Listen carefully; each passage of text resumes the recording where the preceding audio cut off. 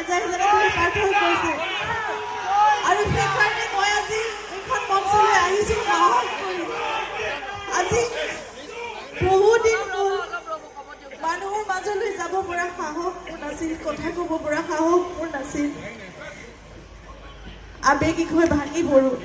কিন্তু আজি মই আপোনালোকৰ পৰা বহুত শক্তি পাইছোঁ। মই যেতিয়া পিছফালে বহিছোহি আহি মই অনুভৱ কৰিছোঁ জুবিন এইখিনিত আছে।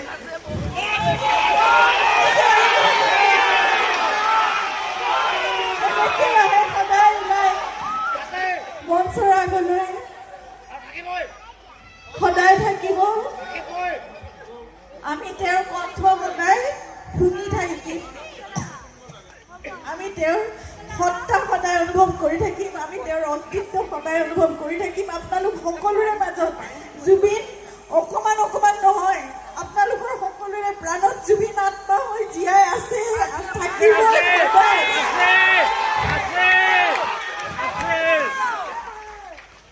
মই চেষ্টা কৰিম আজিৰ পৰা আৰু এই চকু লুকুৱাই নাথাকো। মই আপোনালোকৰ মাজত শক্তিশালী উঠি আপোনালোকৰ মাজলৈ আহিম। জুবিনে ভাল পোৱা সকলো কাম আমি কৰি যাম। তেওঁৰ সংগীত, তেওঁৰ চিনেমা, তেওঁৰ মানুহ ভাল পোৱা সেই দৰদী সত্তা, তেওঁ সমাজৰ কাৰণে, প্ৰকৃতিৰ বাবে, পৃথিৱীৰ কাৰণে, নতুন প্ৰজন্মৰ বাবে, সংস্কৃতিৰ বাবে, সকলোৰে বাবে, মানুহৰ বাবে যি কৰিব বিচাৰিছিল সকলো আপোনালোকৰ শক্তিৰে আমি কৰি যাম।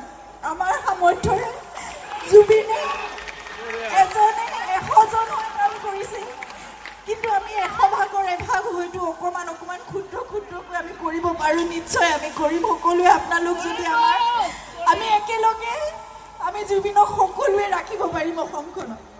মই ধন্যবাদ জনাইছোঁ ৰাজা।